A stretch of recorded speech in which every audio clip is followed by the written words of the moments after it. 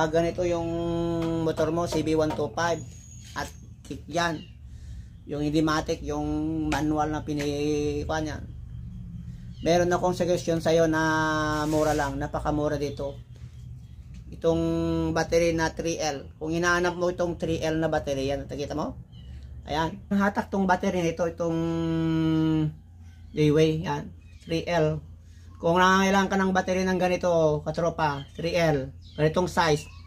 Kung minsan walang size kasi nakikita sa motor shop na ganito, sa mga tindahan ng mga battery na pang motorsiklo. Yan o. Kung minsan walang available. Asaka kung minsan napakamahal. Kung gusto mo, dito sa TikTok meron available dito napakamura. Yung ganitong klase, 3L na battery.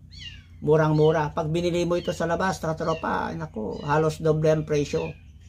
Mamasahe ka pa, magasolina ka pa, maghanap-hanap ka pa. Pero sa TikTok, direkta na. Hintayin mo na lang yung rider, i-deliver sa'yo.